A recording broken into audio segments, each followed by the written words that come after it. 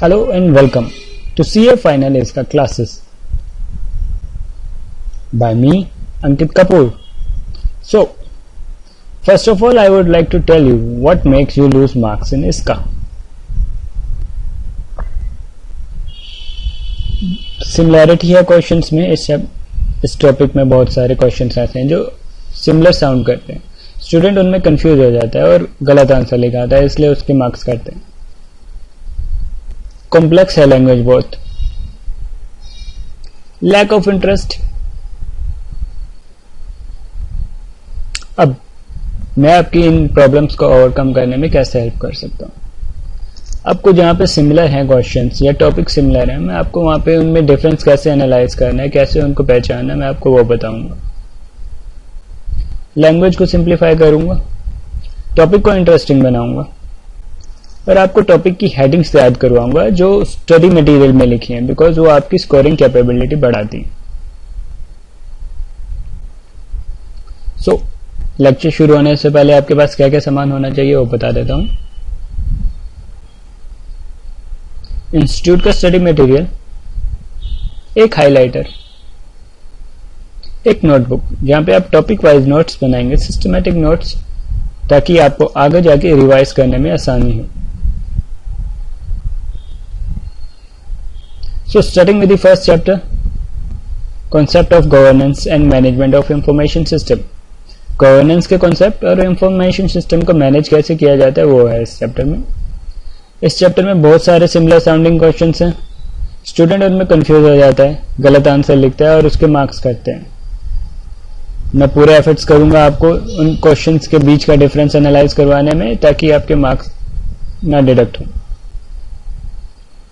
So example दे रहा हूं similar questions के जो इस चैप्टर में आप फेस करेंगे.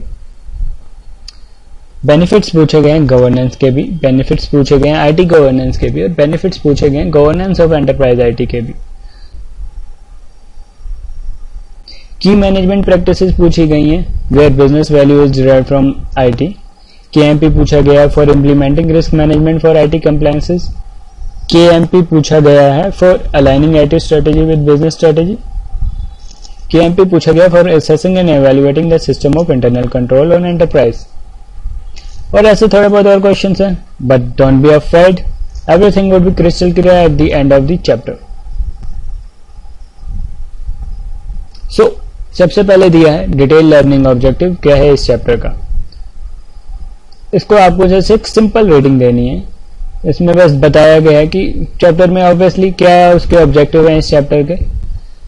ये जैसे आप एक सिंपल रीडिंग देंगे, एग्जाम में नहीं पूछा जाता.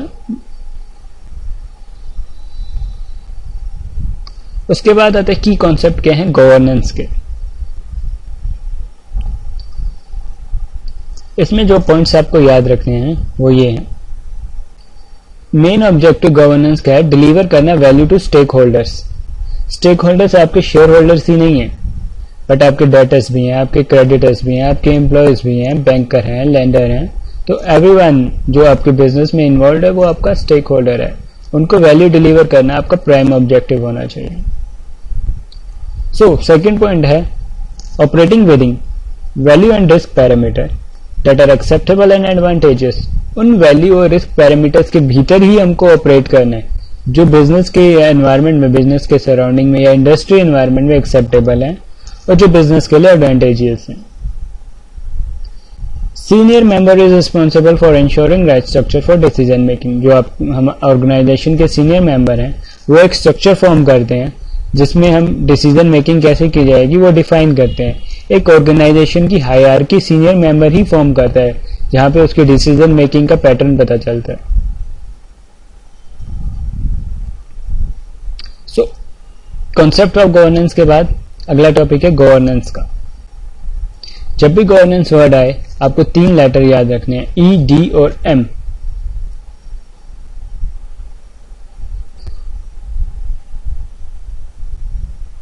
सो इसके की पॉइंट्स हैं. गवर्नेंस वर्ड बना है ग्रीक वर्ड से, जिसका मतलब होता है टू स्टीयर. टू स्टीयर का मीन्स है टू मूव अहेड, आगे बढ़ना. सो डेफिनेशन है गवर्नेंस की, all the process of governing undertaking by government और मैनेजमेंट इज गवर्नेंस. जो भी प्रोसेस मैनेजमेंट लेती है गवर्निंग के लिए, उसको गवर्नेंस कहते हैं। गवर्नेंस प्रोवाइड करती है means and mechanism to EDM. So what is EDM, मैं अभी आपको बताता हूँ। EDM stand for evaluating the option, giving the direction and monitoring the compliances. आपके पास जो ऑप्शंस हैं, वेरियस ऑप्शंस अवेलेबल होते हैं, आप उनको इवैल्यूएट करेंगे, उसके हिसाब से आप डायरेक्शंस देंगे और आप कंप्लायंसेस को मॉनिटर करेंगे कि जो आपने ऑप्शन सिलेक्ट किया उसके जो कंप्लायंसेस फुलफिल होने चाहिए वो असल में फुलफिल हो रहे हैं या नहीं हो रहे। So next topic is enterprise governance. आपको ध्यान रखना है, पहले हमने पढ़ा था कॉन्सेप्ट ऑफ गवर्नेंस, उसके बाद हमने पढ़ा गवर्नेंस और अब पढ़ रहे हैं एंटरप्राइज गवर्नेंस। सो जब गवर्नेंस के कॉन्सेप्ट को हम एक एंटरप्राइज पे अप्लाई करेंगे, दैट इज एंटरप्राइज गवर्नेंस।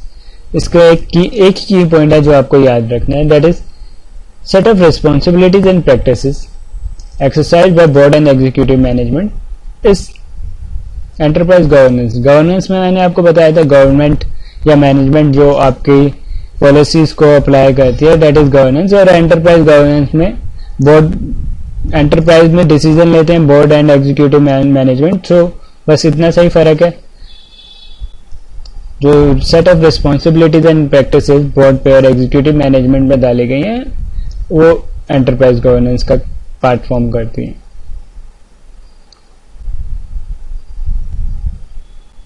ये मैंने आपको बताया कि पहले आपने कॉन्सेप्ट ऑफ गवर्नेंस पढ़े, उसके बाद आपने गवर्नेंस के बारे में पढ़ा, उसके बाद आपने एंटरप्राइज गवर्नेंस के बारे में पढ़ा। अब एंटरप्राइज गवर्नेंस के फर्दर 2 पॉइंट्स हैं, एक है कॉर्पोरेट गवर्नेंस और एक है बिजनेस गवर्नेंस।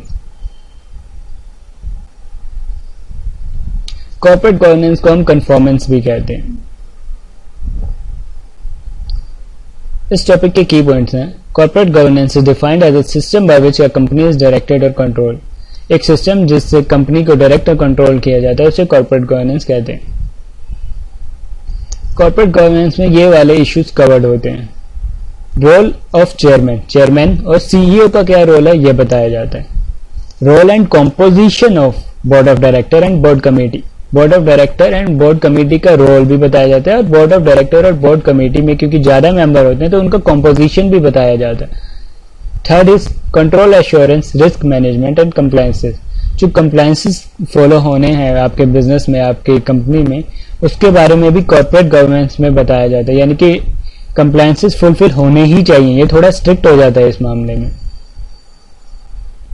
कॉर्पोरेट गवर्नेंस के बारे में मैंने बताया। अगला था बिजनेस गवर्नेंस। बिजनेस गवर्नेंस को हम परफॉर्मेंस के नाम से भी जानते हैं। इसके की पॉइंट्स हैं, ये प्रोएक्टिव होता है अप्रोच में। इट इज फॉरवर्ड लुकिंग, आगे की तरफ बढ़ने के लिए ऑर्गेनाइजेशन को आगे कैसे लेके जाना है, बिजनेस को बढ़ाना कैसे है, इसमें वो कॉन्सेप्ट ज्यादा देखे जाते हैं। ये डायमेंशन अपने आप को बहुत आसानी से स्ट्रिक्ट स्टैंडर्ड्स में नहीं बांधता। जैसे मैंने कन्फॉर्मेंस में बताया आपको कि वो अपने आप को स्ट्रिक्ट रेजिम में बांधता है, कंप्लायंसेस फुलफिल होने ही चाहिए। इसमें ऐसे स्ट्रिक्ट रेजिम नहीं है। यहाँ पे ऐसे स्ट्रिक्ट रेजिम नहीं है, इसलिए एडवाइजेबल किया जाता है कि बेस्ट प्रैक्टिसेस टूल्स को फॉलो किया जाए। बेस्ट प्रैक्टिसेस टूल्स के एग्जाम्पल दिए हैं बैलेंस स्कोर कार्ड और स्ट्रेटेजिक एंटरप्राइजेस सिस्टम। इन दोनों का ये फायदा है कि ये हर ऑर्गेनाइजेशन, चाहे वो छोटी हो, बड़ी हो, प्रॉफिटेबल हो, एनजीओ हो, उसके हिसाब से इनको मोल्ड करके हर ऑर्गेनाइजेशन, जिस टाइप की ऑर्गेनाइजेशन उस हिसाब से इनको अप्लाई किया जा सकता है। इसके बाद कन्फॉर्मेंस और परफॉर्मेंस यानी कि इनके बारे में डिफरेंस बताया गया। जैसे मैंने आपको बताया कि परफॉर्मेंस डिवीजन अपने आप को एक स्ट्रिक्ट रेजिम में नहीं बांधता, तो इसमें यही बताया गया कि no dedicated oversight mechanism in performance division. इसके वही 2 की पॉइंट्स हैं, एक है conformance dimension is monitored by audit committee. Strict होता है इसलिए उसमें एक ऑडिट कमेटी होती है जो मॉनिटर करती है कि सारे कंप्लायंसेस फुलफिल हो रहे हैं या नहीं हो रहे। But there is no such oversight mechanism in performance division. So, for a sample lecture, I am covering this much topic only. आगे के टॉपिक्स में आगे कवर करूंगा। होप करूंगा कि आपको क्लास पसंद आए। Good day everybody.